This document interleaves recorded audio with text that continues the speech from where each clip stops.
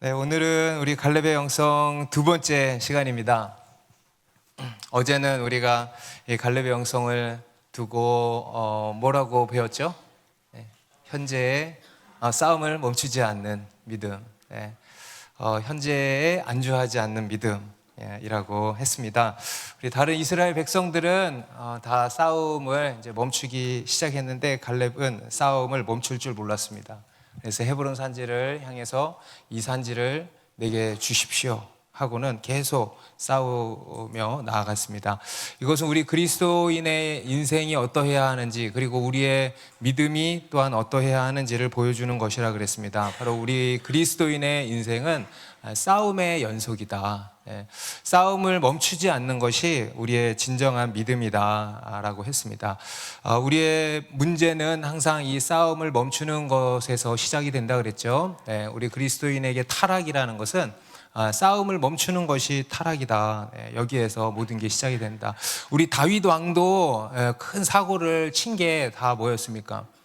싸움을 멈춘 것에서 시작이 된 거예요. 그냥 우발적인 간음의 죄를 범한 것이 아니고요, 우발적인 게 아니고 싸움을 멈춘 것에서부터 다 시작이 되는 겁니다.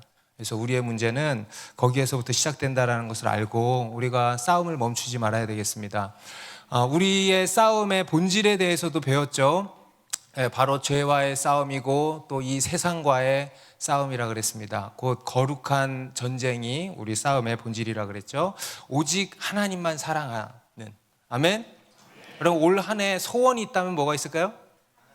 오직 하나님만 더 사랑하기를 바랍니다. 그러면 성공한 거 아닙니까? 오직 하나님께 더 가까이 나가길 바라고요, 오직 하나님의 사랑으로 더 채워지고 충만케 되기를 바라는 것입니다. 그런데 그러려면 어떻게 해야 된다는 겁니까? 싸움이 필요하다는 거예요. 여러분, 사랑과 전쟁이래. 사랑은 전쟁이라 그랬어요. 그래서 우리가 주님만 사랑하려면요, 세상이 틈타지 못하도록 계속 싸워야 되는 것입니다. 이게 우리가 올 한 해 싸워야 하는 첫 번째 싸움인 줄 믿습니다. 그리고 우리가 또 한 가지 해야 할, 끊이지 말아야 할 중요한 싸움, 바로 한 영혼을 위한 싸움이죠. 영혼 구출, 영혼 구원을 위한 싸움도 우리가 멈추지 말아야 되겠습니다. 이것이 올 한 해 우리가 가져야 하는 갈렙의 영성이다. 그럼 올 한 해도 이 싸움을 계속 합시다. 그리고 두 번째로 이 갈렙의 믿음은 어떤 것이었는가? 현실에 안주하지 않는 믿음이기도 했고, 두 번째로 현실에 무릎 꿇지 않는 믿음이기도 했습니다. 우리가 싸움을 멈추게 되는 또 한 가지 이유가 뭐냐면 현실 앞에, 현실의 어떤 문제 앞에서 너무 쉽게 무릎을 꿇게 된다라는 것입니다. 현실의 장벽이 너무 크고 견고한 것이죠. 그래서 그 앞에서 낙심하고 또 절망하고, 그래서 끝내 포기해 버리는 것입니다. 싸울 엄두조차 내지를 못하는 거죠.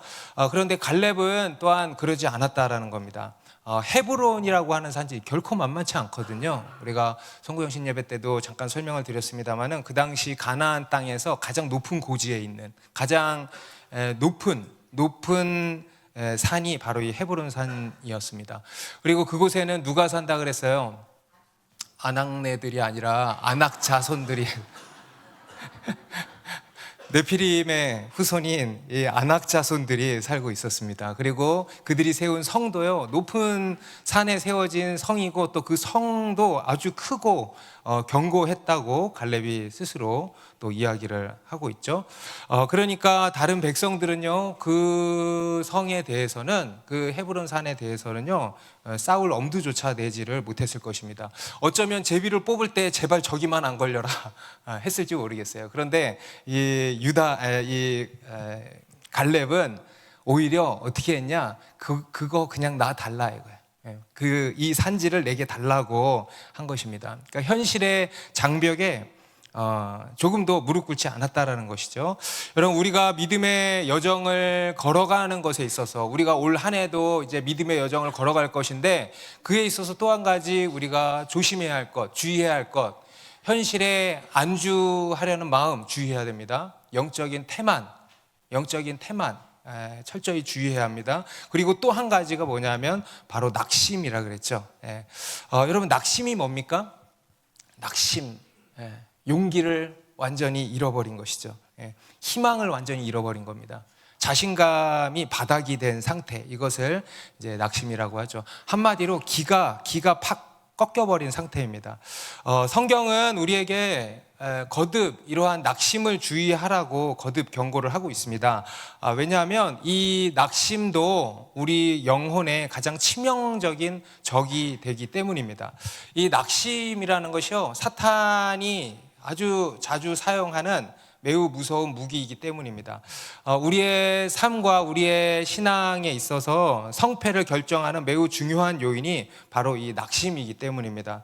우리 이스라엘 백성들도 우리 가데스 바네아 사건에서 하나님께 반역했잖아요. 그래서 결국 하나님께 심판을 받아서 광야에서 망하게 되지 않았습니까? 그런데 그것도 뭐 때문이었을까요? 문맥상 낙심 때문에 낙심. 10명의 우리 정탐꾼들도 자신들도 낙심에 빠졌고, 그리고 자신들뿐만 아니라 다른 백성들까지도 낙심케 한 거죠. 우리 신명기 1장 28절에서 이렇게 이야기를 합니다. 우리가 어디로 갈고 우리의 형제들이 우리로 낙심케 하여 말하기를 그 백성은 우리보다 장대하며 그 성읍은 크고 성곽은 하늘에 닿았으며 우리가 또 거기서 안악 자손을 보았노라 하는도다 하기로, 뭐라고 합니까? 그 우리의 형제들이 우리로 어떻게 했대요? 낙심하게 했다라는 거예요. 그래서 하나님께 반역하게 되고 결국 하나님의 심판에 이르게 된 것입니다. 여러분, 이 낙심이요 얼마나 무서운 것이냐면요, 위대한 하나님의 종 엘리야도 한순간에 무너뜨린 게 바로 이 낙심이죠. 우리 열왕기상 19장에 보면은 엘리야가 바알 선지자, 아세라 선지자 850명과 영적 전투, 영적 대결을 해서 큰 승리를 얻지 않았습니까? 그리고 나서 그 선지자들을 다 칼로 모조리 처단을 했습니다. 그런데 그 소식을 이세벨이라는 여자가 들었죠. 아합의 부인 이세벨이 그 소식을 듣고 내 아그들을 죽여 넌 끝이야 하고는 엘리야를 잡아오라 그럽니다. 내가 당장 죽여버리겠다, 이렇게 이야기를 한 겁니다. 그런데 이 엘리야가 그 850명 바알 아세라 선지자들을 그렇게 무찌르는 엘리야가 그 이세벨이라는 여자가 한 한마디 말에 크게 낙심해서 40일간을 도망을 쳐가지고 호렙산까지 도망을 가서 굴에서 숨은 것입니다. 바로 앞에서요 엄청난 기적을 행한 사람이에요, 어저께. 그런데 어떻게 이렇게 순식간에 딴 사람이 될 수 있을까? 너무 좀 이해가 안 되지 않습니까? 우리가 성경을 볼 때. 여러분, 그게 왜 그러냐면요, 그게 낙심의 위력입니다. 낙심이 얼마나 무서운 것인지를 보여주는 것입니다. 이처럼 낙심은 사탄이 우리를 향해서 아주 자주 사용하는 매우 무서운 무기고, 또 우리 영혼의 아주 치명적인 적이라는 것입니다. 그래서 우리 신약 성경에도 보면요, 데살로니가후서 3장 13절에 같이 읽습니다. 형제들아, 너희는 선을 행하다가 낙심하지 말라 그러죠. 우리 히브리서 말씀도 시작. 너희가 피곤하여 낙심하지 않기 위하여 죄인들이 이같이 자기에게 거역한 일을 참으신 일을 생각하라. 선을 행하다가, 믿음의 여정을 가다가, 주님의 일을 감당하다가 우리가 주의해야 되는 게 뭐라는 겁니까? 낙심하지 말으라는 거예요. 여러분, 혹시 낙심하신 분들 계십니까? 오늘 그 낙심을 다 물리치고 깨어나게 될 줄 믿습니다. 다 일어나시기 바랍니다. 믿음의 여정을 가는 우리가 주의해야 할 것이 뭐냐면요, 낙심을 주의하고 낙심을 이겨야 된다는 거예요. 예전에 작년에 우리나라에서 로잔 대회를 했는데, 그때 미국의 그 리거렘 목사님, 너무너무 유명한 분이잖아요. 그분이 한국에 오셨어요. 그래서 그분이 이제 저기 대형교회에서 초청을 받아서 설교를 하셨는데, 그 설교한 거를 누가 이렇게 저한테 전달을 해줘서 저희 처형이 이제 전달을 해줘가지고 그냥 듣게 됐는데, 그분이 그때 이런 낙심에 대한 이야기를 하시더라고요. 낙심하게 되는 3가지 이유에 대해서 정리를 아주 잘 해주셨는데, 첫 번째가 뭐냐 하면은 피곤함이라는 거예요. 피곤함. 좀 아까 읽은 우리 히브리서 12장 3절에서도 이렇게 말씀을 했었죠. 너희가 피곤하여 낙심하지 않기 위하여. 너희가 피곤하여 낙심하지 않기 위하여. 우리가 낙심하는 이유가 뭐라 그러는 겁니까? 피곤함 때문이라는 겁니다. 영적으로 또 육신적으로 피곤함 때문이라는 겁니다. 그래서 우리가 낙심했을 때 첫 번째로 해야 하는 것이 뭐냐 하면은 쉼이 필요하다는 겁니다. 쉼, 안식이 필요하다는 겁니다. 우리 엘리야도요, 하나님께서 어떻게 하셨어요? 그렇게 낙심해서 번아웃된 엘리야를 어떻게 하셨어요? 먹이고 재우고 먹이고 먹어 자 먹어 자 먹고 자고 먹고 자고 먹고 자고 계속 한 거예요. 그렇게 해서 그의 피곤한 육신을 다시 회복을 시키신 것입니다. 우리가 이제 내일도 갈렙의 영성에 대해서 또 내일도 이어서 살펴볼 텐데 갈렙의 체력에 대한 이야기도 할 것입니다. 우리가 중요한 이야기예요. 여러분, 우리가 이 육신을 관리하는 것이 얼마나 중요한지 모릅니다. 왜냐하면요, 우리의 영혼과 육신은 따로 떨어져 있는 게 아니고 어떻게 돼 있어요? 하나로 연결되어 있기 때문입니다. 그래서 우리는 우리의 영성을 위해서 뭐도 잘 돌봐야 될까요? 육신도 잘 돌볼 수 있어야 돼요. 그래서 우리의 육신도 잘 쉬고 몸을 잘 추스를 수 있어야 하는 겁니다. 그리고 두 번째로 우리가 낙심하게 되는 이유가 뭐라 그러냐면 좌절과 실패라는 겁니다. 좌절과 실패. 과거에 어떤 일에 있어서 실패를 경험한 거죠. 우리가 어떤 일을 할 때 실패할 때가 있습니다. 그리고 좌절할 때가 있습니다. 그러면 어떻게 되죠? 팍 꺾이게 되는 거예요. 낙심하게 되는 겁니다. 기가 꺾이는 겁니다. 어떤 사람은요, 트라우마에 빠져서 거기서 좀처럼 헤어나오지 못하는 사람들도 있습니다. 그래서 우리가 낙심하지 않으려면요, 실패를 잘 통과할 수 있어야 돼. 실패를 두려워해서는 안 된다는 겁니다. 실패를 우리가 잘 받아들일 수 있어야 한다는 겁니다. 우리는 어떻게든 실패하지 않으려고 합니다. 실패를 그저 나쁜 것으로만 생각을 합니다. 그래서 어떻게든 성공만 하려고 합니다. 그런데 여러분, 그게 말이 될까요? 여러분, 지금까지 성공한 게 많습니까? 실패한 게 많습니까? 실패한 게 훨씬 많죠. 그죠? 여러분, 우리가 실패 없이 성공하는 일은 있을 수가 없습니다. 그건 말도 안 되는 겁니다. 우리가 단번에 성공하지 못하는 것은요, 우리가 실패하는 것은요, 어쩌면 너무도 당연한 일입니다. 여러분, 이 세상에 쉬운 일이란 하나도 없죠. 그리고 그것을 성공하기까지는 수없이 실패하는 것이 너무도 당연하다는 겁니다. 그래서 우리에게 실패는요, 어쩌면 당연한 겁니다. 그래서 그렇게 그냥 받아들이는 겁니다. 이 길이 아니구나 라는 것을 배우는 시간인 겁니다. 이렇게 하면 안 되는 거구나. 이 방법이 아니구나 라는 것을 배우는 시간이라는 겁니다. 그래서 이 실패는요, 사실 실패가 아니고 성공을 향해서 한 걸음 더 나아가는 과정이라는 겁니다. 실제로 여러분, 이 세상에서도 보면 성공한 사람들, 또 큰 업적을 이룬 사람들도 보면요, 한 가지 공동점이 있죠. 바로 수많은 실패를 경험을 했다라는 것입니다. 그러니까 숱한 실패 속에서 하나가 잘 된 거예요. 그래서 그게 대박이 난 겁니다.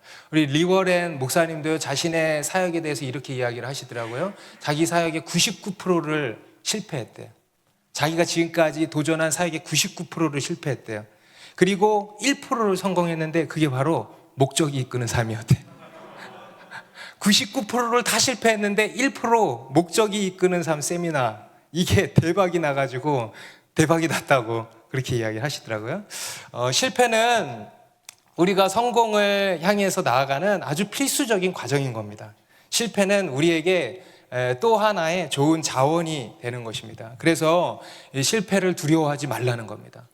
여러분, 우리 그리스도인은요, 실패를 두려워해서는 안 돼요.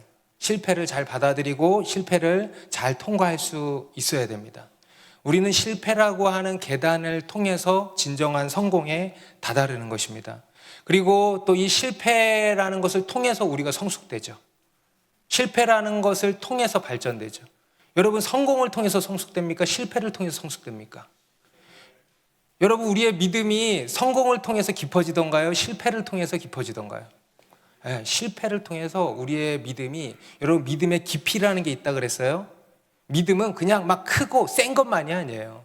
믿음의 깊이라는 게 있고 믿음의 너비라는 게 있습니다. 또 믿음의 밀도라는 게 있습니다. 그런데 이런 것들이 어디서 이렇게 성장을 하는가 하면 바로 실패라는 것을 통해서 우리의 믿음이 깊어지고 넓어지고 단단해지고 우리가 성숙해져 간다는 것입니다. 그러면서 우리가 어떤 성공을 담을 그릇으로 우리가 준비가 되어 가는 것이죠. 여러분, 작년 한 해 실패한 것들이 있습니까? 여러분, 그게요, 과정이에요. 여러분, 그것이요, 여러분을 더 깊어지게 했습니다. 그리고 더 넓어지게 했고 더 견고해지게 했습니다. 여러분, 무조건 성공할 수 없을 뿐더러 성공이라고 다 좋은 게 아닙니다. 여러분, 실패에는 더 큰 유익이 있다는 것을 기억하십시오. 그래서 여러분, 실패했다고 실망하지 마시고 또 낙심하지 마시고, 내 믿음이 더 깊어지는구나, 아싸, 내가 더 넓어지는구나, 아싸, 내가 더 한 걸음 더 성공을 향해서 나아가고 있구나 라고 생각을 하시기 바랍니다. 그리고 바로 일어나세요. 바로 넘어졌으면 넘어졌어도 달려간 거 아니에요. 넘어졌어도 그냥 그 자리에서 넘어지는 사람 없잖아요. 달려가다가 넘어지고 그만큼 간 거예요. 또 달려가다가 넘어지고 그만큼 간 거예요. 그리고 넘어지면 어때요? 무릎팍 대빵 강해져, 맷집도 세져. 할렐루야. 여러분, 실패란, 여러분, 예수 믿는 우리들은요, 주님 안에서의 실패란 이런 것입니다. 모든 것이 합력하여서 선을 이루신다는 거예요. 그래서 그것을 기억하고, 여러분, 실패했을 때 절대 낙심하지 말아라. 그리고 세 번째 우리가 낙심하게 되는 이유가 바로 이제 두려움이라 그랬어요. 두려움이 우리를 낙심하게 하죠. 여러분, 우리의 싸움은 결국 어디에서 승패가 결정이 된다 그랬습니까? 결국 두려움과의 싸움이에요. 여러분, 우리가 두려움과의 싸움에서 이기면 전쟁에서 이깁니다. 그런데요, 실제 전쟁도 마찬가지죠. 두려움과의 싸움에서 지면은요, 실제 전쟁에서도 지는 거예요. 그래서 우리는 어디에서 반드시 이겨야 되는가? 바로 두려움과의 우리 내면의 싸움에서 반드시 이겨야 한다는 것입니다.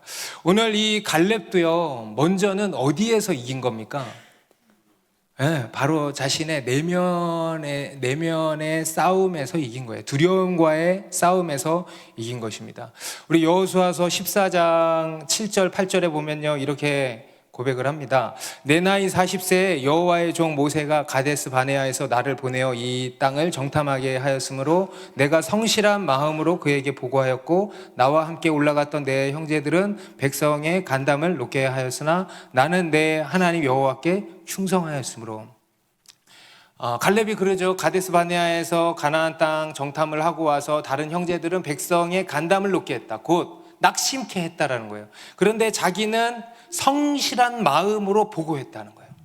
성실한 마음으로. 여러분, 성실한 마음이 뭘까요? 성실한 마음이 성실한 것입니까?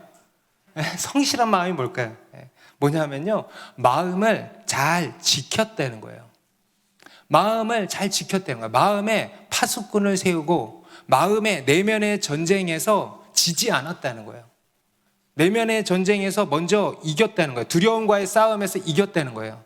무릇 지킬 만한 것보다 내 마음을 지키라 그랬어요. 그런 것처럼 내 마음을 지켰다라는 거예요. 여러분, 갈렙이라고 두렵지 않았겠습니까? 갈렙이라고 힘들지 않았겠습니까? 당연히 그도 그랬을 것입니다. 그도 사람이잖아요. 그도 두렵고 낙심될 때가 있었을 것입니다. 그런데요, 이 두려움에 내어주지 않았다는 거예요. 그 두려움과 싸웠다는 거예요. 그리고 쫓아냈다는 거예요. 두려움과의 싸움에서 이겼다라는 것입니다. 어떻게 두려움과의 싸움에서 이길 수 있었는가? 그냥 마인드 컨트롤을 이렇게 잘 했는가? 그게 아니죠. 여러분, 우리는 두려움을 이기기 어려워요. 어떻게 두려움을 이길 수 있는가? 바로 하나님을 바라봤다는 거예요. 오직 하나님만을 바라봤다. 오직 하나님께 집중했다는 거예요. 할렐루야. 여러분, 하나님께 집중하시기 바랍니다. 우리 민수기 13장, 14장에 보면은 이 가데스 바네아 사건이 상세히 기록이 되어 있습니다. 12명의 정탐꾼들이 이제 가나안 땅을 정탐을 40일간을 하고 와서 보고를 하는데 딱 두 부류로 나뉘죠. 10명의 정탐꾼들은 악평을 했어요. 거기 가면 우리는 다 죽는다. 거기에 누가 있는지 아냐? 안악자손이 있다. 네피림 후손 안악자손. 우리는 그들에 비하면 딱 메뚜기 같더라. 가면은 다 죽는다. 이렇게 이야기를 했고요. 그에 반해 여호수아 갈렙은 뭐라고 했냐? 우리가 바로 올라가서 그 땅을 취하자. 우리가 이기리라. 하나님께서 우리를 기뻐하시면 우리를 그 땅으로 인도하여 들이시고 그 땅을 우리에게 주실 거다. 할렐루야. 하나님이 우리와 함께 하신다. 이렇게 이야기를 했습니다. 그러니까 이들이요 완전히 상반된 보고를 한 거예요. 똑같은 걸 사실 보고 왔는데 상반된 보고를 한 겁니다. 왜 그런 상반된 보고가 나오게 된 것일까? 그 이유가 뭘까? 바로 그들이 정작 무엇을 봤냐는 거죠. 그들이 뭘 봤냐? 그걸로 인해서 이렇게 보고가 갈리게 된 겁니다. 10명의 정탐꾼들은 뭘 봤냐? 그 땅에 있는 안악 자손들을 봤다는 거예요. 그리고 그에 비해서 메뚜기 같은 자기들을 봤다는 거예요. 곧 현실을 봤다는 거예요. 현실. 지금의 현실, 지금의 상황, 지금의 우리의 꼬라지를 본 겁니다. 물론 여러분 그것도 사실이에요, 아니에요? 사실이죠. 틀린 말 아닙니다. 맞는 말이에요. 어떤 부분 맞는 말이에요. 그런데요, 진리는 아닌 것이죠. 그에 반해서 여호수아와 갈렙은 뭘 봤는가? 뭘 봤습니까? 하나님을 본 거예요. 환경, 상황, 내 상태 이런 것을 보는 게 아니고 하나님을 봤다는 거예요. 그 하나님께 집중을 한 것입니다. 그리고 그 하나님을 통해서 환경과 상황과 나를 본 것입니다. 여러분, 우리의 믿음은 또한 무엇의 문제냐? 시선의 문제입니다. 우리가 무엇을 보느냐의 문제입니다. 현실을 볼 것이냐 아니면 하나님을 볼 것이냐, 둘 중 하나예요. 여러분, 우리가 나쁜 거 보는 거 아니에요 지금, 그죠? 우리는 현실을 보는 거예요. 현실을 보는 거 나쁜 거죠. 현실을 보는 거 나쁜 거 아니라고 생각할 수 있지만요, 그게 불신앙이에요. 현실을 보느냐 아니면 하나님을 볼 것이냐, 이 둘 중에 하나입니다. 여러분, 우리가 자주 하는 말이 뭐예요? 현실 타령하잖아요. 그죠? 현실적으로. 여러분, 최근 일주일 동안 현실이라는 단어 많이 썼어요, 안 썼어요? 우리 형제님들. 현실적으로, 현실. 현실이라는 이름도 있더라고. 그런데요, 믿음은 현실을 보는 게 아니라는 거예요. 믿음은 하나님을 보는 거예요. 그리고 그 하나님을 통해서 현실을 보는 거예요. 어떤 사람은요, 하나님만 보는 사람이 있어. 근데 그것도 아니죠. 우리는 현실을 봐야 돼. 근데 어떻게 보냐? 하나님을 통해서 현실을 보는 거예요. 어제 큐티 본문에서 제가 어제 여리고가 무너졌다 그랬죠. 제가 요새 여호수아서를 하도 봐서 그래. 아침에 큐티를 그렇게 해놓고는 또 설교 준비한다고 여호수아서를 계속 보다가 여리고성이 진짜 무너진 줄로 착각을 했어요.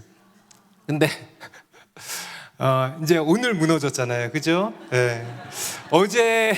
어제 이 여호수아가 여리고 성에 가까이 이르렀습니다. 여리고 성에 가까이 이르렀으니까 뭐가 보였어요? 여리고 성이 보인 거예요. 엄청난 철옹성이죠. 그게 보인 거예요. 그거 봤을 때 여호수아가 어땠을까요? 저까지 거지 이랬을까? 저 한 방이면 무너지지 이랬을까요? 너무 막막했을 거예요.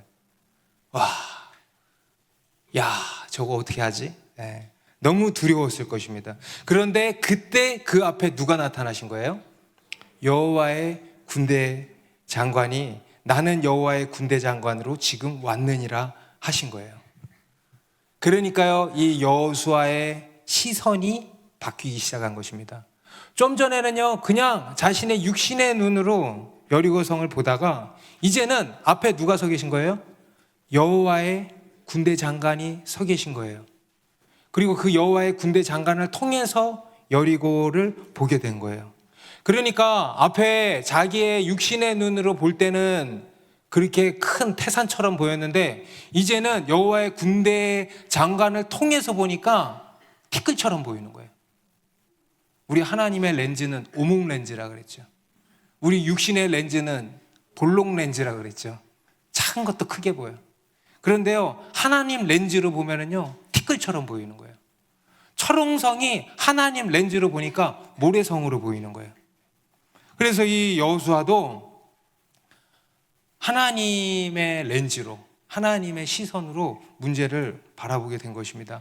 우리 사무엘상 17장에도 가면요, 다윗이 골리앗을 쓰러뜨린, 이긴 이야기가 나오죠. 다른 백성들은 하나님을 보질 못하고 골리앗만 보고 두려워하고 낙심하고 벌벌 떨고 있었습니다. 그런데 다윗은 어떻게 했습니까? 사울 왕에게 찾아가서 이렇게 이야기를 해요. 사람이, 다윗이 한 얘기입니다. 사울에게 사람이 낙담하지 말 것이라 주의 종이 가서 저 블레셋 사람과 싸우리이다. 낙심하지 말고, 사람이 낙담하지 말, 왕한테 이렇게 얘기하는, 사람이 낙담하지 말 것이라 주의 종이 가서 블레셋 사람과 싸우리이라. 어떻게 그럴 수 있을까? 어떻게? 바로 하나님을 본 거야. 하나님을. 하나님이 나와 함께 하시면, 하나님이 내 편 되어 주시면 그 하나님께 집중을 한 것입니다. 그래서 여러분, 믿음이란 뭐냐 하면 시선 싸움이에요. 하나님만 보는 거예요. 하나님만. 현실을 볼 것이냐, 하나님을 볼 거냐. 여러분, 뭘 봐야 되겠습니까? 하나님께 집중하시기 바랍니다. 우리 시편 42편 5절의 말씀 같이 읽습니다. 시작. 내 영혼아, 내가 어찌하여 낙심하며 어찌하여 내 속에서 불안해하는가? 너는 하나님께 소망을 두라. 그가 나타나 도우심으로 말미암아 내가 여전히 찬송. 우리 한 번 더 나 자신에게 선포합시다. 시작. 내 영혼아, 내가 어찌하여 낙심하며 어찌하여 내 속에서 불안해하는가? 너는 하나님께 소망을 두라. 그가 나타나 도우심으로 말미암아 내가 여전히 찬송하리로다. 내 영혼아, 네가 어찌하여 낙심하며 내 속에서 불안해하는가? 너는 하나님께 소망을 두라. 개역 개정에는 하나님께 소망을 두라 돼 있고요. 개역 한글 성경에는요, 너는 하나님만 바라라. 하나님만 바라봐라 이거예요. 하나님께만 집중해라 이거예요. 믿음은 하나님만 바라보는 것입니다. 하나님께 집중하는 것입니다. 그럴 때 우리는 두려워하지 않고 낙심하지 않고 낙심을 이기고 그 어떤 상황에서 다시 일어날 수가 있는 것입니다. 여러분, 올 한 해 우리가 해야 할 일들을 한번 떠올려 보십시오. 우리가 싸워야 할 여러 싸움, 우리가 정복해야 할 헤브론 산지를 한번 떠올려 보십시오. 헤브론 산, 여리고 성처럼 막막하기만 하죠. 현실적으로 불가능하게만 보이죠. 그래서 두렵고 낙심이 들죠. 저도 올 한 해를 생각하면요, 기대가 됐다가 또 두려울 때가 있어요. 기대가 됐다가 또 그로 인한 여러 싸움들, 또 여러 이런저런 겪어야 할 일들 생각했을 때 또 두려움이 엄습할 때가 있고 막 왔다 갔다 해요. 그런데요, 그럴 때 우리의 시선을 어디에 고정하냐? 바로 하나님께 고정하는 것입니다. 하나님만을 바라보는 거예요. 여러분, 어떤 두려움이 드십니까? 하나님을 보십시오. 그리고 두려움을 물리치십시오. 일어나지도 않은 일 아닙니까? 그렇죠? 일어나지도 않은 일 가지고 우리가 두려워한다니까요. 두려움을 물리치십시오. 그리고 하나님이 우리와 함께 하십니다. 그 하나님은 전능하시며 완전하십니다. 우리를 완전하게 사랑하시고 끝까지 사랑하시고 우리를 향한 선한 계획을 갖고 계십니다. 모든 것을 합력하여서 선을 이루시는 그런 완전한 실수가 없으신 하나님이십니다. 우리의 올 한 해가요, 그 하나님 안에 있다는 거예요. 그 하나님의 선하시고 완전하신 계획 안에 우리가 있다는 거예요. 두려워할 필요가 없다는 거예요. 그 하나님을 바라보고 여러분, 두려움을 다 물리치시고 낙심을 이기고 승리하는 우리가 되기를 바랍니다. 그리고 우리가 낙심하지 않으려면 어떻게 해야 되냐? 하나님을 봐야 되고요. 그리고 두 번째, 미래를 봐야 돼. 미래. 하나님의 비전. 갈렙은 현실이 아닌 하나님을 봤습니다. 그리고 갈렙은 현실이 아닌 미래를 바라본 것입니다. 곧 하나님의 비전을 봤다라는 겁니다. 여러분, 갈렙은요 비전의 사람이었습니다. 꿈의 사람이었습니다. 그는 45년 전에 40세의 나이에 가나안에 처음 정탐을 하러 갔을 때 헤브론을 봤어요. 정말 멋졌어요. 젖과 꿀이 흐르는 환상적인 땅이었습니다. 그리고 그 헤브론을 찰칵 찍어가지고 온 거예요. 평생의 마음에 품은 겁니다. 하나님의 비전이 그렇게 딱 심겨져 버린 겁니다. 그리고 그것만 바라보면서 여기까지 온 것입니다. 그 당시 다른 이스라엘 백성들은 현실을 봤죠. 그리고 또 뭘 봤냐? 과거를 돌아봤어요. 과거를. 맨날 현실 타령하고 또 무슨 타령했어요? 애굽 타령했죠. 애굽 타령. 애굽으로 돌아가자. 애굽으로 돌아가자. 현실 상황을 보고 또 과거를 계속 돌아본 거예요. 그런데 갈렙은 뭘 봤냐? 오직 앞만 본 거예요. 오직 미래만 본 것입니다. 하나님이 주실 약속의 땅, 젖과 꿀이 흐르는 환상적인 땅, 이런 희망찬 미래를 본 거예요. 여러분, 꿈이 없는 백성은 망한다 그랬습니다. 왜 그렇습니까? 낙심하기 때문에 그래요. 여러분, 꿈이 없으면 낙심해버려요. 일어나질 못해요. 그리고 또 현실에 안주해버리기 때문입니다. 그래서 망한다는 거예요. 그런데 꿈이 있으면요 망하지 않아요. 여러분, 꿈이 있으면요 현실에 안주하지 않습니다. 꿈이 있으면요 낙심하지도 않습니다. 낙심했다가도 다시 일어납니다. 넘어져도 실패해도 다시 일어납니다. 왜냐하면 꿈이 있기 때문이죠. 갈렙이 그랬던 것입니다. 그도 수없이 실패하는 일이 있었을 것입니다. 그러고 왜 그런 일이 없었겠습니까? 인생에 수많은 실패가 있지 않았겠습니까? 그런데요, 그런 가운데에서도 그는 낙심하지 않았다는 거예요. 왜냐? 꿈이 있었기 때문에. 꿈이, 분명한 꿈, 하나님의 비전, 하나님이 약속해 주신 그 비전이 있었기 때문에 희망찬 미래, 그것만을 바라보면서 나아갔던 것입니다. 우리 엊그제 저희 교회에 또 한 명의 아기가 태어났어요. 너무 기쁘죠. 올해 첫 번째 아기 조이설 맞나요? 네, 우리 기웅 형제님이랑 유종화 자매님 아기가 태어났어요. 산모가 아이를 낳을 때 얼마나 고통스럽습니까? 그죠? 그리고 얼마나 또 두렵겠습니까? 그런데요, 그 모든 것을 이겨버리잖아요. 그죠? 왜? 어떻게 이기는 겁니까? 태어날 아기를 바라보고 이기는 거예요. 그리고 실제로 아이를 낳아서 안았을 때, 그때 앞에 있었던, 물론 제가 안 낳아봐서 솔직히 잘 모르겠습니다. 여성분들이 그렇게 다 얘기를 하시더라고요. 어떻게 고통스럽지 않겠어요? 근데요, 그 고통과 그 두려움을 압도할 모든 것을 다 덮어버리는 그런 기쁨이 있는 거예요. 희망찬 미래. 이 희망찬 미래를 바라보니까요, 현재의 고난은 아무것도 아닌 게 되는 거예요. 여러분, 이것이 바로 갈렙의 믿음이었다라는 것입니다. 현실 너머에 있는 희망찬 미래를 본 것입니다. 여러분, 엘리야도 낙심해 있을 때 하나님께서 그를 먹고 재우고 그리고 또 그를 위로해 주시고, 그리고 또 그에게 어떻게 하셨냐? 다시 사명을 주시죠. 다시 비전을 보여주시는 거예요. 하나님이 일하시는 거 맞습니까? 하는 회의에 빠져 있었는데, 내가 일하고 있는 거 맞다. 나의 역사는 실패가 없다. 나의 역사는 계속된다 라고 하면서 그에게 새로운 비전을 보여주시는 겁니다. 다음 세대를 세우게 하시죠. 다음 세대를 향한 비전을 보여주신 것입니다. 요셉도, 다윗도, 또 사도 바울도 여러 힘들고 어려운 순간들이 많았죠. 죽음이 코앞에까지 와 있는 순간들도 많았습니다만은 결코 낙심하지 않았던 것은 바로 이 하나님의 꿈 때문이었습니다. 하나님의 꿈, 하나님이 주신 꿈, 비전, 이것을 바라본 겁니다. 현실을 본 것이 아니고 그 희망찬 미래를 봤다는 겁니다. 여러분, 믿음이란 뭐냐? 현실을 보는 게 아니고 하나님을 보는 겁니다. 그리고요, 현실이 아닌 희망찬 미래를 바라보는 것입니다. 여러분, 우리가 항상 어떤 일을 할 때도 다 마찬가지입니다. 이 둘 사이에서 사실 갈등되는 거예요. 이 둘 사이에서 갈등하다가 이 일을 진행할지 말지가 다 결정되는 거 아닙니까? 그리고 현실과 미래, 실제로 현실과 이상, 이 사이에서 갈등하는 거 아닙니까? 그래서 현실을 보고 현실만 생각하면 할 수 있어요, 없어요? 못 하는 거예요. 현실을 보고 현실만 생각하면요, 포기하게 되고 그 길을 못 가는 것입니다.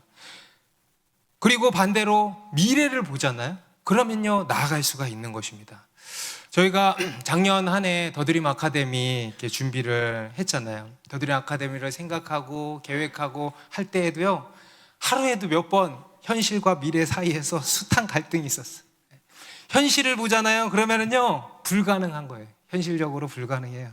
이게 문제고 저게 문제고 이게 없고 저게 없고 이게 비효율적이고 어쩌고 하면서 문제투성이만 보여.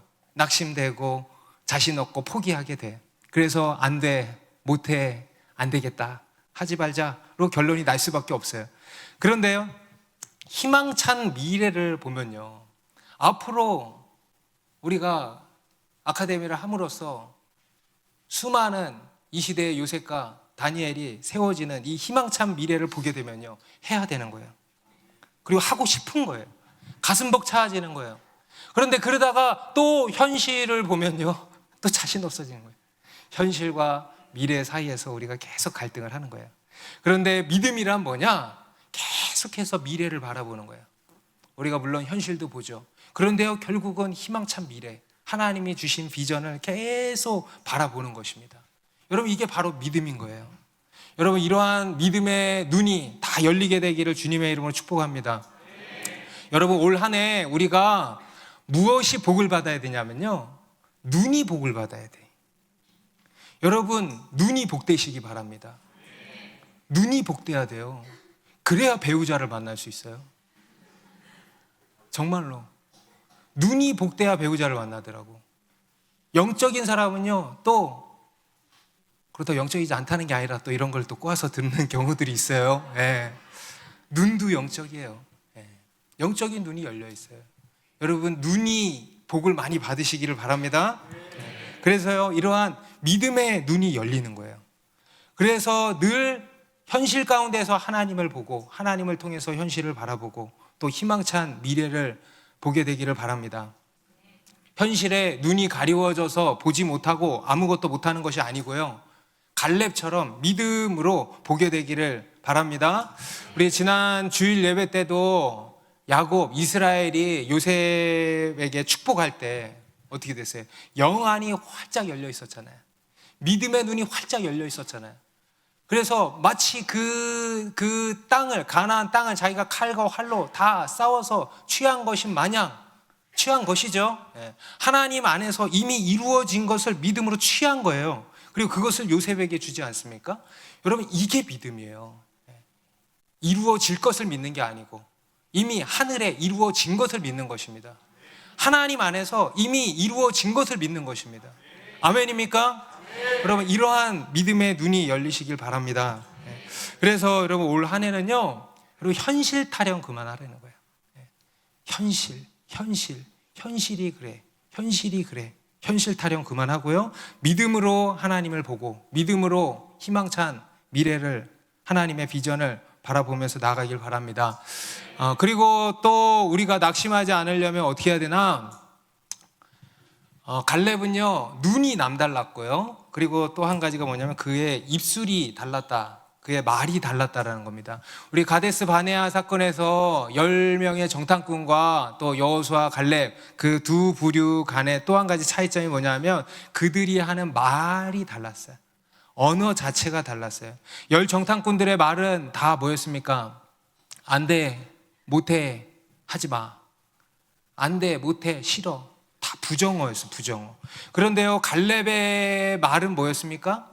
할 수 있다, 하면 된다, 해보자. 긍정의 언어였어요. 여러분, 믿음에 있어서 또 한 가지 정말 중요한 게 있다면요, 바로 이 말입니다. 말. 보는 눈이 중요하고요, 또 이 말하는 입이 중요합니다. 여러분, 믿음의 사람이 되길 원하십니까? 여러분, 올 한 해 믿음의 삶을 살게 되기를 원하십니까? 그러면요, 팁이 있어요. 어떻게 하면 될까? 믿음의 말, 긍정의 말을 하는 겁니다. 여러분, 그 사람이 믿음의 사람인지 아닌지는 어떻게 할까요? 말을 들어보면 알아요. 내가 지금 믿음의 삶을 살고 있는지 아닌지, 내가 지금 믿음으로 나아가고 있는지 아닌지 어떻게 할까요? 내가 지금 하고 있는 말을 들어보면 체크할 수가 있는 것입니다. 여러분, 우리가 믿음의 사람이라면요, 믿음의 말을 합니다. 불신앙의 사람이라면요, 늘 부정적인 말 해요. 불평불만 해요. 낙심케 하는 말 해요. 그거 안 돼. 그거 현실적으로 어려워. 그래요. 그런데요, 믿음의 사람은요, 할 수 있어. 하면 돼. 해보자. 이런 믿음의 말을 한다라는 것입니다. 예전에 언젠가 한번 제가 설교 때 이런 이야기 드린 적이 있습니다. 우리나라 우리 한국교회에 지대한 영향을 끼치신 목사님들 여러분 계신데 그 중에 빼놓을 수 없는 분이 조용기 목사님이죠. 우리 순복음교회 70년대 80년대 우리나라 너무 힘들고 가난하고 할 때 정말 많은 이들에게 하나님의 말씀을 통해서 위로와 용기와, 이름도 용기시잖아요, 용기와 희망을 심어준 분이었습니다. 그분의 설교를 들으면요, 사람들이 용기를 얻어요. 저도요, 그분 설교를 종종 많이 들었는데 낙심되고 막 우울해지고 할 때요, 그분 설교를 들으면요, 무언가 확 벗겨지는 게 느껴지고 소망이 생기고 용기가 생기고 막 그래요. 너무 신기해요. 그래서 어떤 분이 어떤 설교학 박사과정을 통과하던 어떤 사람이 그분의 설교를 연구를 했는데 한 가지 발견한 게 있대. 그게 뭐냐면 그분의 설교의 언어가 굉장히 독특하더라는 거예요. 뭐가 독특하냐면 그분 설교에 뭐가 많이 들어가냐면 캔이 많이 들어간대. 할 수 있다. 그래서 그분이 이름하기를 캔의 언어를 구사했다, 이렇게 표현을 하더라고요. 캔의 언어, 믿음의 언어죠. 여러분, 좋은 리더가 되려면 어떻게 해야 되는지 아세요? 믿음의 언어, 캔의 언어를 구사할 수 있어야 돼요. 여러분, 좋은 교사가 되려면 어떻게 해야 되는지 아세요? 캔의 언어를 구사할 수 있어야 돼요. 여러분, 우리가 믿음의 사람이 되려면 어떻게 해야 되는지 아세요? 캔의 언어, 믿음의 언어를 구사할 수 있어야 되는 겁니다. 할 수 있어, 하면 돼, 해보자, 계속 격려해주고 용기를 북돋아주고 희망을 북돋아주는 것입니다. 여러분, 믿음의 말이요, 내 삶과 내 인생을 살리는 겁니다. 그리고 믿음의 말이 우리 가정을 살리는 거예요. 여러분, 말은 공짜가 아닙니까? 돈 들어가는 거 아니지 않습니까? 여러분, 많이 믿음의 말, 축복의 말을 많이 해주십시오. 그러면요, 그 믿음의 말이 한 사람 인생을 살리고 변화시키는 것입니다. 그리고 또 동시에 우리가 말하는 것도 중요하다면 뭐도 중요할까? 듣는 거 정말 중요해. 여러분, 우리는요, 낙심하지 않기 위해서 듣는 것을 삼가야 됩니다. 우리가 두려워하고 낙심하게 되는 또 한 가지 큰 요인이 뭐냐면 바로 뉴스예요, 뉴스. 세상에서 들려오는 여러 소리들, 그렇죠? 미디어를 통해서 들려오는 여러 부정적인 뉴스들, 우리를 혼란스럽게 하고 또 우리를 두렵게 하고 또 우리를 미혹하기까지 하죠. 그래서 낙심하게 만드는 것입니다. 그래서 우리는요, 정말 이 듣는 것도 삼가야 돼요. 듣는 것도, 말하는 것도 삼가야 되지만 듣는 것도 삼가야 돼. 그래서 불필요한 뉴스는 차단하는 거예요. 요즘에 보면요, 너무 불필요한 게 많고 정말 난장판이에요, 난장판. 공중파건 유튜브건 뭐건, 그렇죠? 난리. 이럴 때는요, 그냥 꺼놔야 돼. 여러분, 올 한 해, 특별히 올 한 해 수많은 뉴스와 정보들이 미디어를 통해서 막 쏟아져 나올 텐데요, 그 중에서 우리에게 유익되는 거는 정말 1%도 안 될 거야. 그렇죠? 그래서 올 한 해 정말 그에 대해서 우리가 귀를 삼가기를 바랍니다. 그리고 그 어느 때보다도 하나님의 말씀에 집중하는 거예요. 하나님께서 여호수아에게도 그래요. 좌로나 우로나 치우치지 말고 말씀. 오늘날에도 똑같이 말씀하시는 거예요. 여러분, 우리가 집중해야 할 것은 오직 주님의 말씀입니다. 오늘 우리 이스라엘 백성들 여리고를 돌 때 주님이 뭐라 그러셨어요? 입 다물라 그랬지, 입 다물라. 저는 정말 예언적인 말씀이었어요. 올 한 해 우리에게 주시는 말씀이구나. 예. 입술을 지켜라. 그리고 하나님께 집중해라. 다 여러분 입 다물고 뭐 했겠어요? 하나님께 집중하는 거예요. 예. 그래서 입 다물고 그냥 조용히 기도해라 말씀하시는구나. 예. 그냥 돌기나 해라. 여러분 올 한 해 우리가 도는 거예요. 입 다물고 기도하면서 여리고를 계속 도는 거예요. 할렐루야. 예. 그리고 마지막으로 우리가 낙심하지 않기 위해서 어떻게 해야 되는가? 사도 바울이 이에 대해서 마지막 정리를 이렇게 해주셨다라는 생각이 들었습니다. 뭐냐면 데살로니가 전서 5장 16절, 17절, 18절입니다. 우리가 잘 아는 말씀이죠. 우리 같이 읽습니다. 시작. 항상 기뻐하라, 쉬지 말고 기도하라, 범사에 감사하라. 이는 그리스도 예수 안에서 너희를 향하신 하나님의 뜻이니라. 우리 한 번 더 선포합니다. 시작. 항상 기뻐하라, 쉬지 말고 기도하라, 범사에 감사하라. 이는 그리스도 예수 안에서 너희를 향하신 하나님의 뜻이니라. 네, 세 가지를 명하세요. 너무너무너무 중요한 것입니다. 기쁨, 기도, 감사. 따라오세요. 기쁨, 기도, 감사. 네. 여러분 이게 키예요. 네. 이것이 우리를 향한 하나님의 뜻이라 그러잖아요. 이것이 우리를 위한 하나님의 뜻이다. 이것이 우리가 승리하는 비결이라는 거예요. 능력이라는 거예요. 우리가 낙심하지 않을 비결이라는 거예요. 능력이라는 거예요. 우리의 힘이라는 거예요. 우리가 승리하는 비결이라는 거예요. 기뻐하라, 기도하라, 감사하라는 것입니다. 항상 기뻐하라. 빌립보서 4장 4절도요. 주 안에서 항상 기뻐하라. 내가 다시 말하노니 기뻐하라. 기뻐하라. 기뻐해라. 이런 거 아니에요 지금. 되게 치열한 상황이에요 이게. 데살로니가 교회는요 극단 아주 그 유대주의자들의 강한 핍박을 받았던 교회입니다. 그래서 바울도요 한 3주 정도밖에 복음을 못 전하고 어쩔 수 없이 피해서 밑으로 내려와야 했던 그런 곳입니다. 그런데 그런 교회를 향해서 그러는 거예요. 항상 기뻐해라. 여러분 빌립보서에도 기뻐하라, 기뻐하라, 기뻐하라. 여러분 빌립보서는 바울이 감옥에서 쓴 서신이에요. 그런데 감옥에서 그러는 거예요. 기뻐해라, 기뻐해라. 굉장히 치열한 말씀이에요. 이것은 무슨 얘기냐면 기쁨을 절대 빼앗기지 말아라는 거예요. 여러분 우리 그리스도인이요 정말 빼앗기지 말아야 될 게 있습니다. 믿음을 빼앗기지 말아야죠. 그런데 그 믿음이 뭔지 아세요? 바로 기쁨이에요. 할렐루야. 기쁨을 빼앗기지 말아라는 거예요. 기쁨을 잃어버리지 말아라는 거예요. 다시 말해서 낙심하지 말아라는 거예요. 여러분 우리가 낙심하지 않기 위해서 어떻게 하는가? 항상 기뻐하라는 거예요. 여러분 무엇을 기뻐합니까? 하나님을. 여러분 이 세상에 뭐 이런저런 좋은 일 이런 것으로 기뻐하는 게 아니죠. 이것은 우리의 참 기쁨이 될 수가 없죠.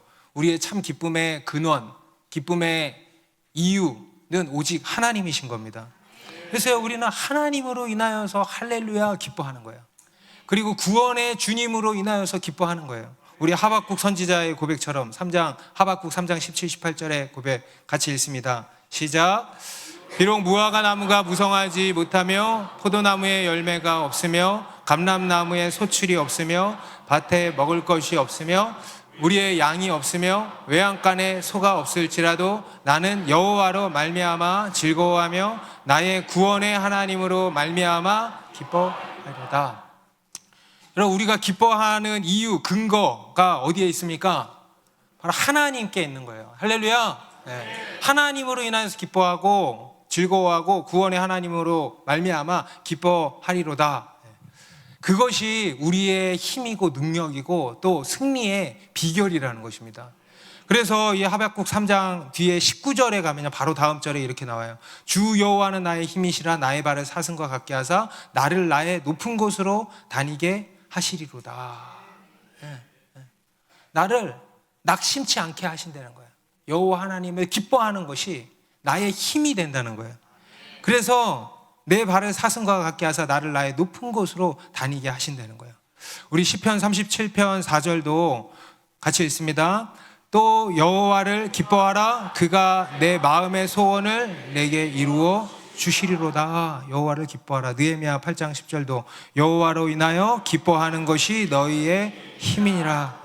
여호와 하나님을 기뻐하는 게 우리의 힘이고 우리의 능력이라는 거예요. 아멘입니까? 그것이 우리가 낙심하지 않고 승리하는 비결이라는 겁니다. 그리고 두 번째로 기도하라 그러죠. 쉬지 말고 기도하라. 여러분, 우리가 낙심하지 않기 위해서 또 한 가지 해야 하는 일, 바로 무시로 기도하는 일입니다. 낙심되는 일이 생길 때마다 기도하는 거예요. 딱 무슨 일이 생겼다 그러면 어떻게 해요? 기도의 자리로 나아가는 거예요. 우리 예수님께서도 누가복음 18장 1절에 항상 기도하고 낙심하지 말아야 할 것을 비유로 말씀하셨대. 항상 기도하고 낙심하지 말아라. 항상 기도하고 낙심하지 말아라. 기도는 낙심하지 않기 위한 특효약이라는 겁니다. 그리고 빌립보서 4장 6절에도 아무것도 염려하지 말고 다만 모든 일에 기도와 간구로 너희 구할 것을 감사함으로 하나님께 아뢰라. 여러분, 우리는 기도할 때 하나님을 보게 됩니다. 기도할 때 하나님께 주파수를 맞추게 되죠. 그리고 하나님께 집중하게 됩니다. 그럴 때 우리의 영안이 열리게 되고 영적인 환기가 일어나요. 사고의 전환이 일어나요. 그래서 모든 염려, 두려움, 낙심들이 점점 거치고요. 믿음, 평안, 기쁨의 공기가 이렇게 슉 들어오는 것입니다. 그래서 우리는 낙심되려 할 때 기도의 자리로 나가는 거예요. 기도하는 거예요. 여러분, 쉬지 말고 기도하시기 바랍니다. 그리고 더불어서 범사에 감사하라 그러죠. 우리 좀 아까 빌립보서 4장 3절에서 너희 구할 것을 감사함으로 아뢰라 그랬어요. 여러분, 기도와 감사는 한 세트야, 한 세트. 여러분, 다니엘도 하루에 3번 기도만 한 게 아니고 뭐 했어요? 감사야. 하루에 3번 감사했다 그랬어요. 기도하고 감사하는 습관이 있었어요. 그러니까 이 다니엘도 낙심하지 않은 거예요. 믿음의 사람은 낙심하지 않아요. 기도하고 감사함으로 낙심하지 않는 것입니다. 여러분, 기쁨, 할렐루야, 기도, 감사, 여러분, 이게 올 한 해 우리가 승리할 수 있는 비결입니다. 키예요, 키. 여러분, 우리가 올 한 해 주님이 명하신 산지를 향해 나아갈 때 우리가 정말 주의하고 우리가 정말 이겨야 할 것, 바로 낙심하지 말아라. 우리가 선을 행하되 낙심하지 말지니 포기하지 않으면 때가 이름에 거두리라.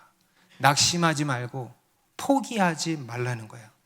혹시 지금 여전히 낙심해서 포기하신 것들이 있으십니까? 그냥 현실에 무릎 꿇고 주저앉아 계신 것들이 있으십니까? 여러분, 낙심하지 마시고요. 포기하지 마시고요. 다시 믿음으로 일어나시기 바랍니다.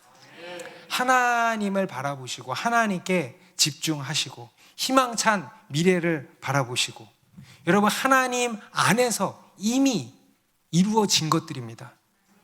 이루어질 것이 아니고 이루어진 것을, 그 희망찬 미래를 바라보시고, 그리고 믿음의 말로 선포하십시오. 할 수 있다. 한번 따라해보세요. 할 수 있다. 하면 된다. 해보자. 할 수 있다. 하면 된다. 해보자. 내게 능력 주시는 자 안에서 할 수 있다. 하면 된다.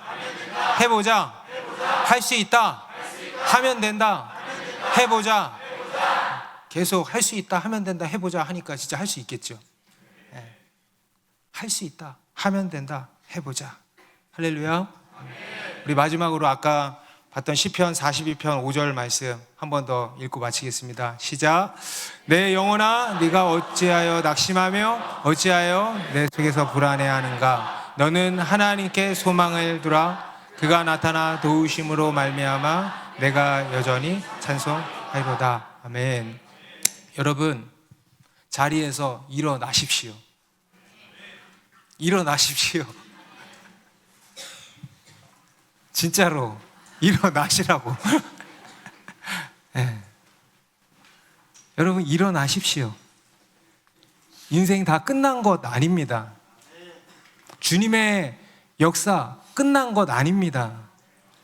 실패, 성공을 향해서 나아가는 과정일 뿐입니다. 그것을 통해서 더 나아간 겁니다, 여러분. 실패한 거 아닙니다. 그냥 일어나면 됩니다.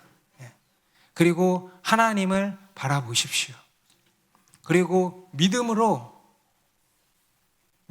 선포하십시오. 하나님 안에서 이미 이루어진 것을. 갈렙이 그랬던 것처럼, 야곱이 그랬던 것처럼 믿음으로 바라보고 두려워하지 말고 하나님이 내 편이시다. 하나님이 우리와 함께 하신다. 그것을 믿고 우리는 그 하나님 안에 있다. 그 완전하신 하나님, 실패가 없으신 하나님, 모든 것을 합력하여서 어떻게든 뜻을 이루어내시는 그 하나님 안에 우리가 들어가 있다. 그것을 믿고 그 여호와 하나님을 기뻐하고 담대히 기도하며 나아가길 바랍니다. 하나님, 내가 일어나겠습니다. 그 산지를 향하여서 내가 다시 담대히 나아가겠습니다. 내 영혼아, 낙심하지 말지어다. 내 속에서 불안해하지 말지어다. 너는 하나님만을 바랄지어다. 우리 함께 선포하며 기도하겠습니다.